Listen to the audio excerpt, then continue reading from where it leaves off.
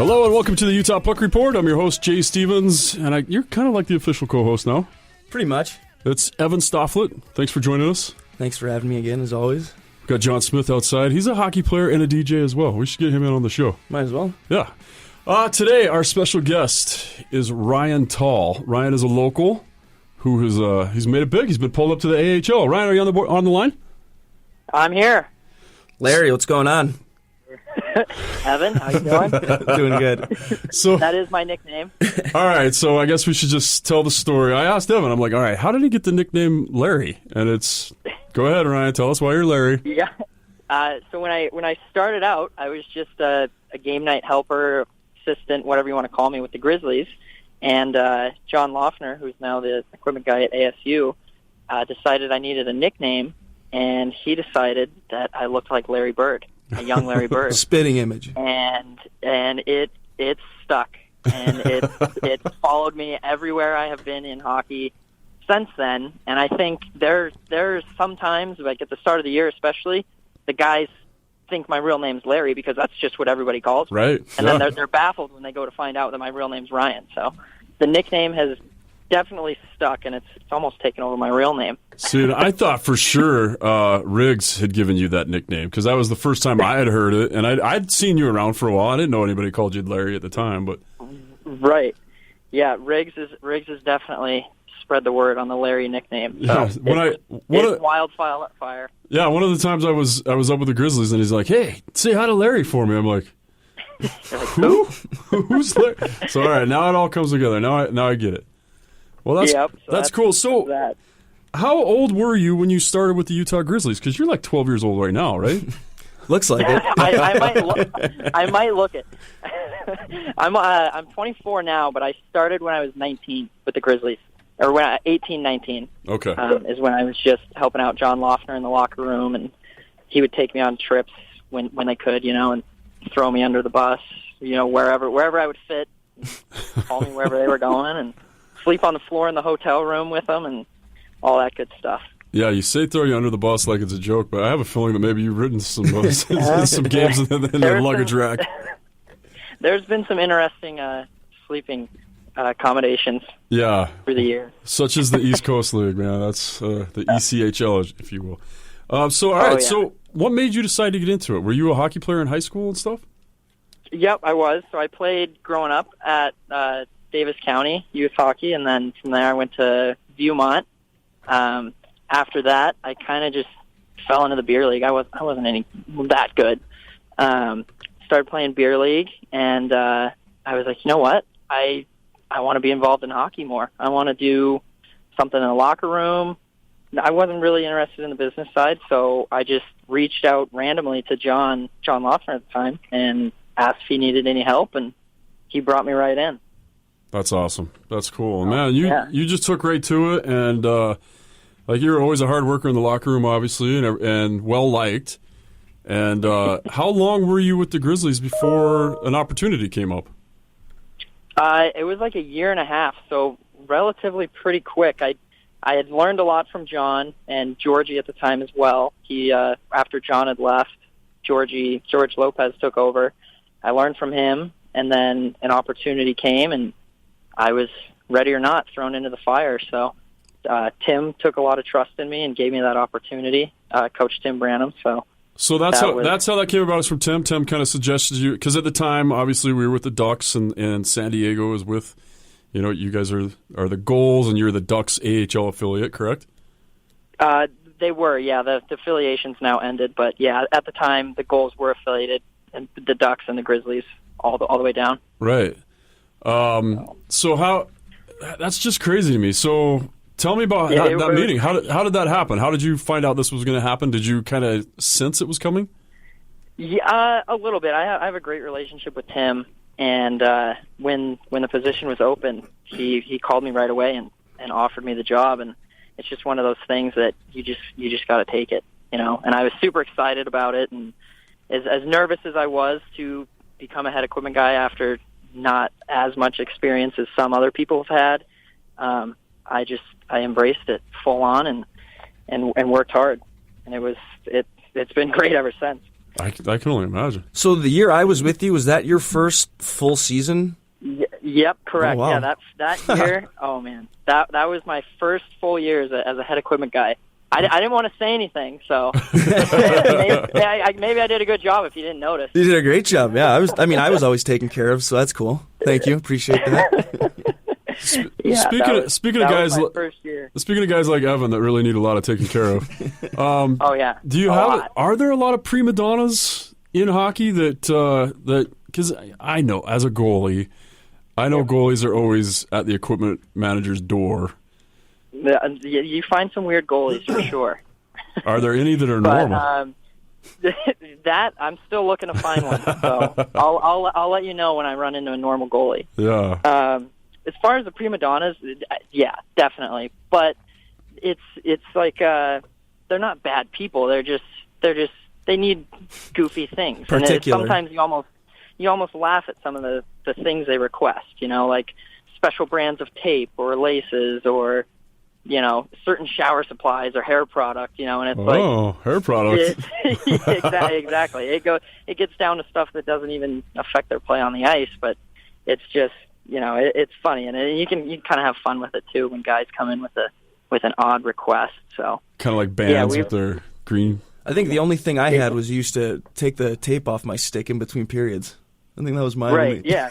You had him take your tape off? Yeah. No. That's not even that bad. No? It's so crazy to me, but it's funny that you brought up the tape because, a lot of times we have Jordan Parisi on the show, and he only uses one brand of tape. I remember him and Zach both. They will only use a certain brand of tape, and they'll buy it themselves and bring it into the team. Yeah, I mean, you can tell the difference. We've got guys like that. That's just, they have a certain brand that's worked for them, and they don't want to do anything different. I'm always just like, free tape, yes, free tape. In my opinion, tape's tape, but hey, I'm going to let them do what they want. Yeah, and it's weird. As a goalie, I don't care. But Jordan does. Oh yeah. You get some. I mean, we even have a guy he's changed his tongues countless times. It's crazy. Like the tongue on his skate. Really? Throw him in and out. Yeah. Oh yeah, like thicker felt, less thick felt, different leather in there. It's like, and that's just he's trying to get comfortable. So. Wow. Our job. So as an equipment rep back in the day when I was working with Brian's, we had, and I'm going to have this guy on the show, so I'm going to go ahead and throw him under the bus a little bit here. But I not craziest, the most needy goalie I ever had, or the player that needed the most attention that I ever had was a goalie that we had here in Utah that he played for St. Louis and Colorado. It was Jason Bacashwa. And he still plays, but I had to customize every strap on his pad. Literally every strap. He wanted them. This one was, a quarter-inch higher than it was off the shelf, or this one was a quarter-inch lower, or the strap that went across the back of his knees had to be a different material. And then with his catcher, this is the craziest part. So on his catch glove, we had to change the way we, because we have our 4 models, right? Because I worked for Brian's, and we had 4 models at the time. But he liked this Louisville glove from 1990. And he was superstitious about it, too. So not only did I have to make his new gloves that cut every year, which Brian's is fine with. Brian's can do whatever. But he also wanted it the same color. So like the Louisville, the same color as... Okay. So the same color from his first junior A team. So he'd been with another junior A team since then. Oh, so it didn't match his It didn't match the rest of his set. It was so... He was set on that color. Yep. And he just said because he could see it out of his periphery that anytime we changed it, and he was a first-round draft pick from Dallas, so I'm like, you get whatever you want. Wow. Oh, yeah. Literally, you can... Well, we had 2 of them that same year. We had 2 first-round picks here. We had Mike Smith and Jason Bacashwa, and I was making pads for Mike Smith, too, and he's like, yeah, just send whatever. Just send whatever. Just make it... So you have 2 extremes. Yeah. And I was like, all right, I'll make you... I made Mike Smith several sets, and he ended up signing a big deal with CCM that same year. I mean, he was making... I think CCM was paying him $100,000 a year, even while he was here. Everybody knew Mike Smith was going to be something. I mean, the guy had a shutout and a goal in his first pro game. But yeah. Oh yeah. You want to just talk? Were all over him. Yeah, you want to talk about prima donnas? Every time I think of that, I think of Jason McCashua. Wow, that's a cool story. And then the lockout years, I'd get calls at like 4 a.m. He'd be like, my phone would ring. He'd be like, hey, because he was in Sweden somewhere during the lockout. He's like, hey, can I get some different straps? Like he wouldn't even. There's no hello. There's no. Yeah. This is Jason. All that's on his mind is the straps. Yeah. You can tell he's sitting in his stall and he's like in the locker room, calling me from Sweden. We're like, hey, this strap it's a 1/4 inch too wide, or whatever. Like just prima donnas. So, what other kind of story? Do you have any other stories that come to mind? Like just crazy stories in your career so far? Oh man, there's all kinds of crazy stories that happen from the traveling and the day-to-day of this job. You know, you're around professional hockey players all day and traveling all over for games. I'm trying to think of something right off the top of my head of crazy story. I don't, without throwing anyone under the bus. Just don't say their name. Change the name. Make something up. Yeah. Just because Evan's sitting right here doesn't mean. Yeah, exactly. I can't throw Evan under the bus. He's a co-host. Yeah, it's pretty crazy, especially here in San Diego. Like the dynamic of pro hockey in a city that's 75 and sunny, you know, every day, but maybe 2 or 3 days of the year it's pretty crazy, and it's a special place, really, especially the guys that come from, you know, Syracuse or Utica or Wilkes-Barre or a team from back east like that, and then they get traded here, sign here, and they're like, wait a second, like I'm playing pro hockey, and I'm living in Mission Beach or Pacific Beach, you know, and then it relates to me as well, since, you know, growing up in Utah, like I'm always used to shoveling snow and digging my car out of the snow and whatever, and then all of a sudden it's December, January, and I'm sitting here like, well, it looks like a good beach day to me. Like, yeah, instead of shoveling snow, you're vacuuming sand out of your car. Exactly. It's like you pinch yourself sometimes when you're working pro hockey and then you're outside in 75-degree weather in the middle of winter. So it's definitely a special place, and I don't think anybody that's here takes it for granted. Well, that's crazy. So you were talking before. You said the affiliation. You just meant the Utah affiliation, right? You guys are still affiliated with the Ducks. Yeah. Yep, we are. We're owned by the Ducks. So. Oh, right. They actually bought the teams now, so that's correct. So what? You got some young superstars. You think there? You got some first-round draft picks we're going to be hearing about soon. We've got some good players. A lot from so last year we had a good run. I don't know if you guys paid attention. We were in the Western Conference Finals here. We ended up losing to the Chicago Wolves, but a lot of kids from that team are up with the Ducks right now, and a few of them have been up and back this year. But yeah, there's some good prospects that are definitely on the rise.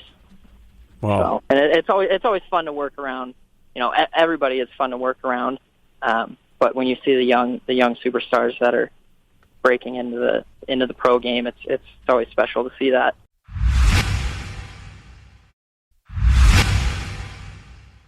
Just even as a Utah fan, and we've talked about this a lot on this program, and I've written a couple articles about it, just how cool it is to, when you are that AAA affiliate and you see a guy come in and you see a guy come out of, let's say, the WHL or whatever, and you know the tools are there, and they've just got to figure out the pro part of the game, or they got to bulk up for a year, and you get to just fine-tune a little things. Yeah, and you get to see that kid become a player and then become a man. Like it's been just amazing to watch it progress. Like we had so many guys here back in the day, and obviously I watched the goalies, but we talked about Mike Smith, and you watch a guy like Mike Smith become a huge superstar. Most Utah fans are always going to think about Theron Fleury, who came in with the Salt Lake Golden Eagles and made such a huge impact. Like I literally know 5 kids named Theron because their parents were my age, you know, and went and watched. Yeah, they went and watched them, and they're like, I'm going to name my kid Theron. You know, they just everybody worshipped Theron Fleury. He was only here for half a season total. Like he made that big of an impact. Like, people remember that. Yeah. Well, man, he just came in. I even wore the jersey number 9. My first year as a hockey player was my sophomore year at Murray, and I'm like, I'm going to be number 9. They're like, goalies are not number 9. Yeah, I was just going to say 9 for a goalie. Yeah, well, I didn't know. Like I didn't know. He was my favorite player. But it's just been so much fun to watch guys like that. And we've had legends come through here. Joey Mullen. We got to watch Mike Richter, who played for Colorado Rangers when they were in the A. So, I mean, you're in it, man. You get to see some of the big names, or some of the names that are going to be big. Speaking of exactly, goalies, how's Kevin Boyle doing? Great. Yeah, he's awesome. He was there that year with us in Utah for a little bit, for a few games. Yeah, he was. He had his first NHL game last year. Nice. I don't know if you saw that. And he had a shutout as well. Goose egg, whatever you want to call it. Don't want to say the S word, but yeah, he's awesome.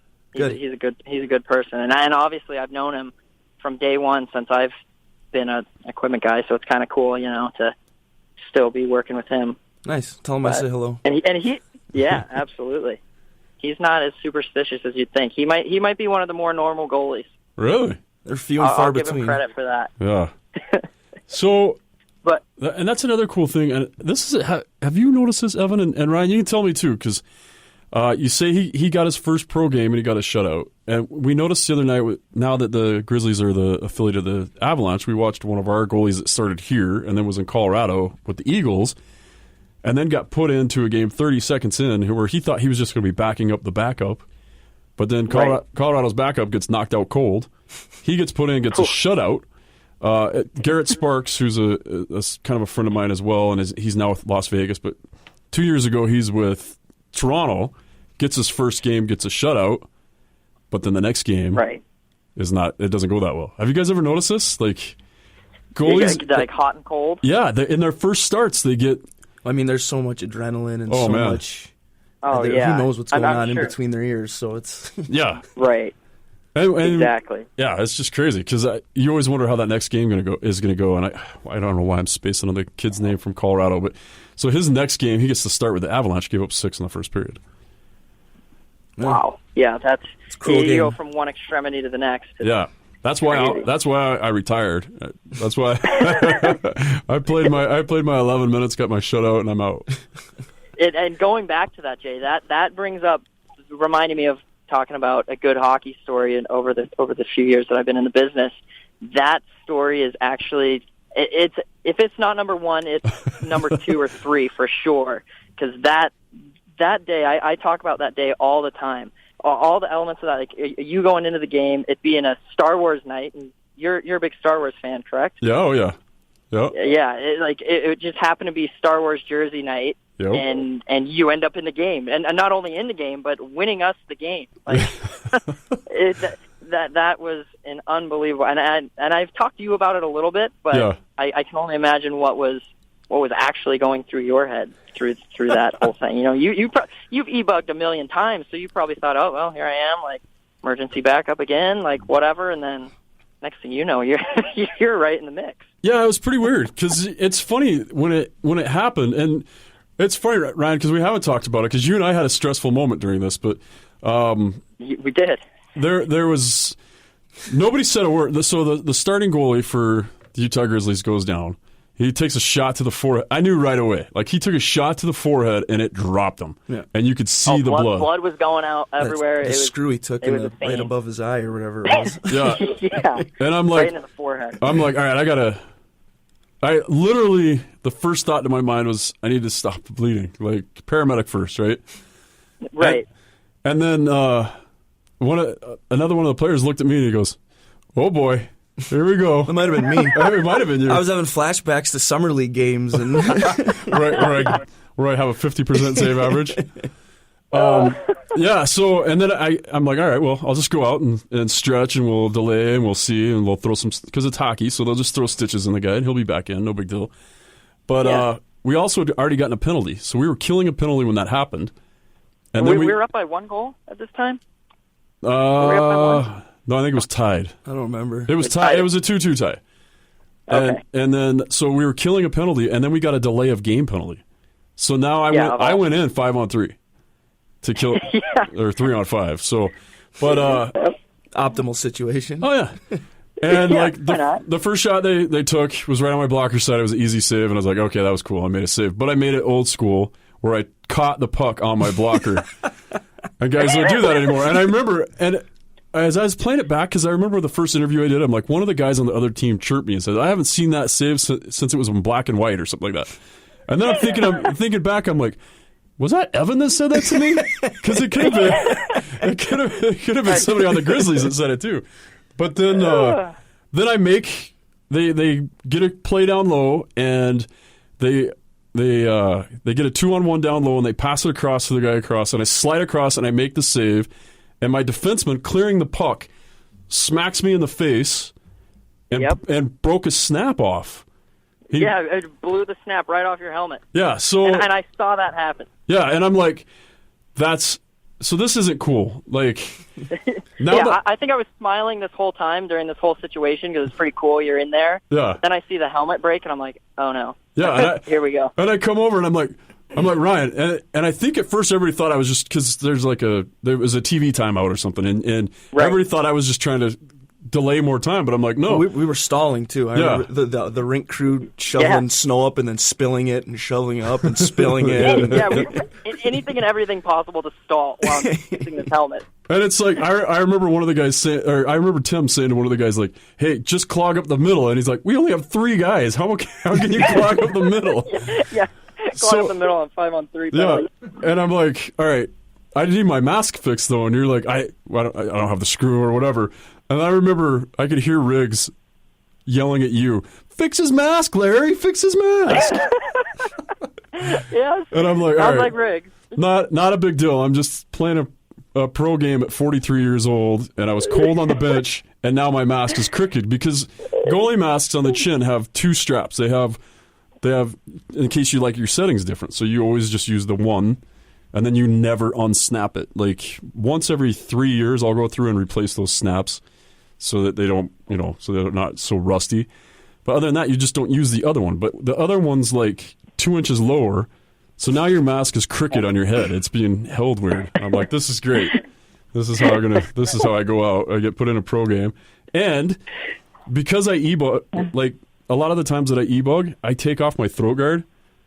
So I didn't have my throat guard on either. It was in my stall. So I don't do that anymore. I keep all my gear on. Yeah. I don't blame you. But yeah, that was crazy. That was amazing. Well, I'm glad that I can be somebody's first crazy hockey story. Oh, Jay, I will never forget that one. And I'm sure Evan, too. I'm sure you'll remember that as well. Oh, yeah. That was hilarious. Yeah. I honestly, I was just glad. You know what's going to happen at some point. I was just glad it happened when Evan was here, because Evan and I have been friends forever. Yeah. And then that's awesome. But then, man, the internet stuff, it made me feel so old. Kind of took a life of its own there for a while. But nobody said hey, this awesome. They didn't even just say this firefighter. Literally every story I saw said 43-year-old firefighter. They had to put the age there. They had to put the age. Can I just be firefighter? Can I just be some guy that went in? Why did I have to put my age in there? It adds to the mystique of it. But and that was pretty cool. And then all the guys in the locker room were like, what was that little guy's name? They're tweeting it and Instagram and getting stuff, and they're like, hey, this old guy went in for our pro team tonight. I'm like, oh yeah, well, it's good to be known for something. I guess being old is one of them. Wisdom comes with age. That's right. This wise guy. And Jay, have you been in since? Have you been put into a game since that? I know you've e-bugged since then. I have not. The 2 or 3 days later, we were playing a different team. We were playing Toledo. Not Toledo. Yeah, that sounds right. Who was the? They were in town. At Yeah. It was Toledo because they were like smoking everybody, right? And their coach told me, he goes, "Hey, look, we know you can play. If we get up a couple goals, I'm going to put you in." And I'm looking at him like, you can't be serious. And he's friends with Kevin. He was friends with Kevin McClelland, who was coaching here at the time. Was coaching my son at the time. And he's like, "Yeah, Kevin McClelland told me to put you in." Oh, so you know he's serious. I was scared to death. I thought he was dead serious. And luckily they were close games, but Toledo had a history. I mean, they had just blown out Idaho the week before. They'd gone in and beat them like 7-1 and 5-1. I'm like... Yeah, they were on fire. I'm like, there's a good chance that they're going to get up by 4 goals and put me in. And so I would love to see that. Yeah, I was dying. I was pretty scared. But because I know what happens. You get put in the first time, you get a shutout. Yeah. And the second... Yeah, like we were talking about, the flop. Yeah. because the walls come crumbling down. But it's funny. Everybody's like, "How nervous were you?" And I'm like, "I was pretty nervous at first, but then I also had nothing to lose." Like if I would have got in, yeah, that's true. If I would have gone in and I gave up 3 goals, especially when I was 5-on-3 at first, nobody would have been like, "Oh, you suck." I mean, not more than normal, except for me. Yeah, I might have chirped you too. Yeah, well, I mean, I get chirped all the time anyway. Oh, you know what's crazy though is literally okay. So after that, I was kicked out of. I could not play in the police and fire tournaments anymore. Every time they kept bringing up this USA hockey rule that if you've played pro in the last 3 years, you can't play in a tournament in the men's leagues. So I got kicked out of, and I was playing on like other men's leagues teams. I was playing here with Gary Waldron, who is a DJ here and is a co-host of the show. He had a team, and the first game we played together, they had the refs get together, and the other team complained and had me disqualified from playing. And I'm like, "What? Are you kidding me?" Yeah, like come on. And then every time I give up a goal, not in Division, like anything outside of Division 1, if I give up a goal in Division 2 or Division 3 or whatever, which I should be allowed to play in just fine because I'm 43 and not that good. I'm 46. I'm 46 now and not that good. Yeah.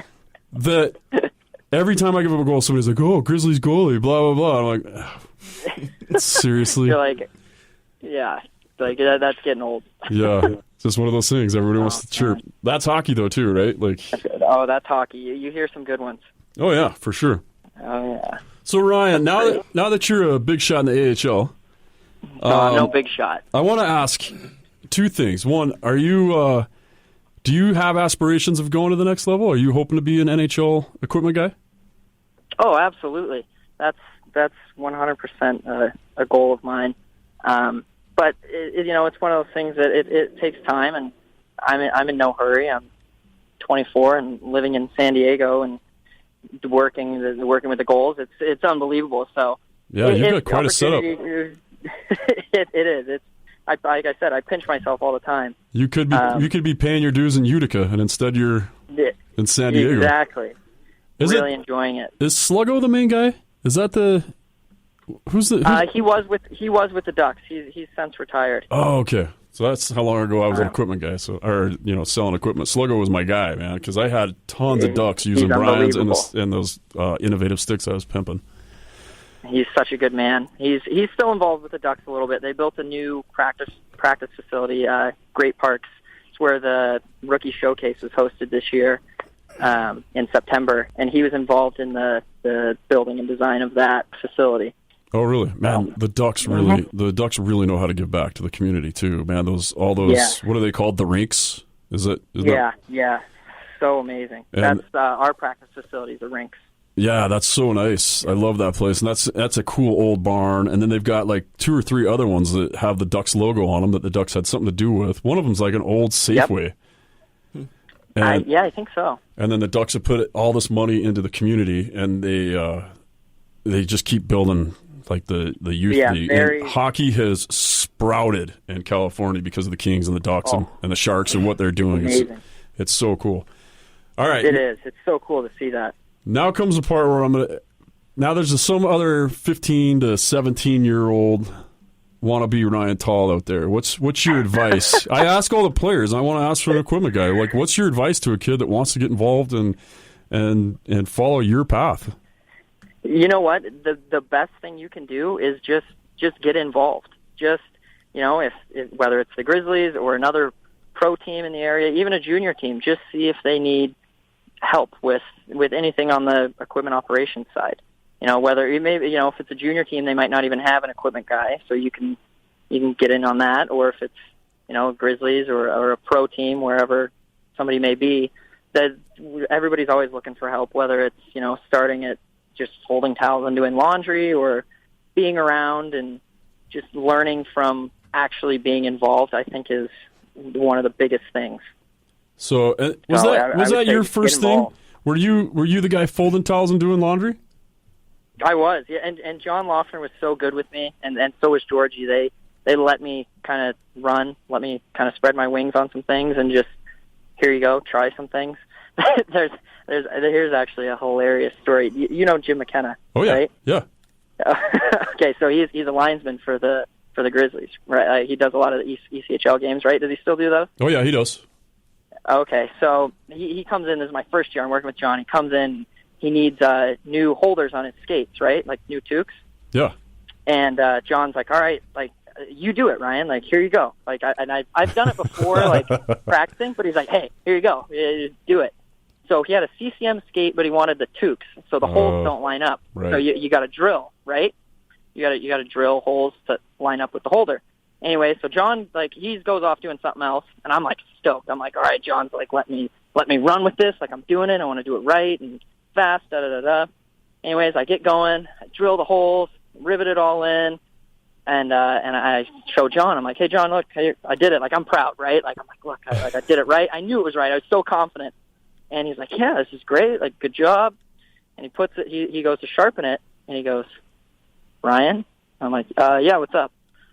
And he's just pointing at the toe cap of the skate.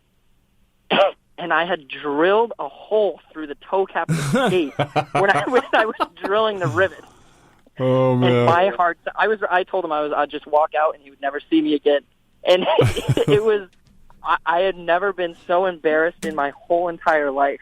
But we ended up, I think, I've talked to Mason, who's the assistant there in Utah, and he says that Jim still has the skates. We filled it with hot glue and wax and colored it black. And I went and told Jim what had happened, and he just kind of laughed. He's a great guy. But yeah, that was a crushing moment for me when I thought I had something done so perfectly, and then realized I drilled a hole right through the toe cap. That is totally something I would do. And I love that a linesman was your crash test dummy.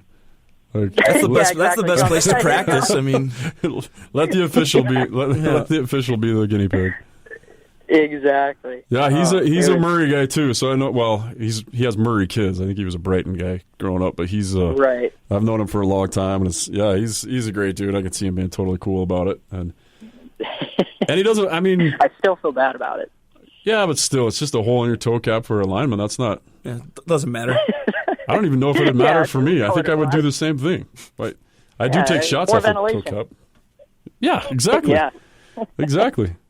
Well, that's perfect. Oh, man. Well, that's awesome. And you know what? We do have teams. I mean, I know the Utah Outliers are always looking for, people to come help. And I know that the Ogden Mustangs probably need some help too. And those teams those guys are practicing every day as well. And they probably need guys to come in and help out.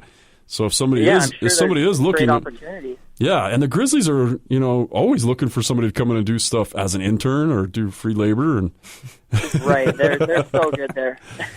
Yeah, no, nothing but good people there. Absolutely, absolutely. Yeah, I know. Good organization, and I mean, look, man, they keep advancing guys, and they keep, it is, yeah, it's awesome. Well, Ryan, I appreciate it. We've been wanting to hear your story and how you made it to the AHL from here, and wanted to hear why you were called Larry. There it is. Now you know. Yeah, now we know. And is there anything else you want to add before the floor is yours? If there's anything else you want to say to anybody here in Utah. Well, outside of all the equipment managing stuff, I'd talk to you briefly a little bit in the summer, real quick. We did. Riggs is involved in this. We did that Hungry for Hockey barbecue. Yeah. I don't know if you saw that. Yeah, we so it's something that we started this last summer, and I think we're gonna organize it a little better and hopefully grow it to become what we have a vision for. But it's just we did a barbecue, and all the money that we raised from the barbecue went to local youth hockey. The UAHA has a scholarship fund that we want to get involved with them, and DCYHA as well was like a huge sponsor for us, helping us put the event together. So you're raising money to help pay other kids' dues, and you did that through. Yep. If I remember right, you had some amazing raffle prizes, right? You had a bunch of stuff from. Oh my gosh, the Ducks. We had stuff from the San Jose Sharks, the Ducks, all kinds of pro teams, the Grizzlies, and then local businesses jumped on it like crazy. Golf courses. It turned out, for a first-year event for us, it turned out to be quite the ordeal. We raised about $3,000 just from one day of barbecuing and hanging out with hockey people. That's awesome. So do you guys have a website? We don't right now, but we're gonna be putting some stuff together here, get the planning really fine-tuned, and we'll host the event again this coming summer. Yeah, you just get a Facebook page and get a logo. Those are like the main things. Once you get those, you're legit, and you can just grow off that. We've got a logo. We had some shirts, so yeah, there's more to come. So be looking for that. Yeah, and we're behind you 100%, man. We'll like I did last year. We'll share it on the Utah Puck Report. We'll share it on my page. We'll see if we can we'll get everybody to share it. Absolutely. Once we get it going, I mean I just did a thing. I was just looking at the numbers. In 1992ish, we had 8,000 registered hockey players. This is 1990, and less than 8,000 in the entire region. That's Utah, Wyoming, and Idaho. And now we're just under 80,000 in those three areas. That's so important. It's so important for youth to be involved in sports. And for me, obviously, I have a personal connection with hockey. I have hockey to thank for my job now. Yeah.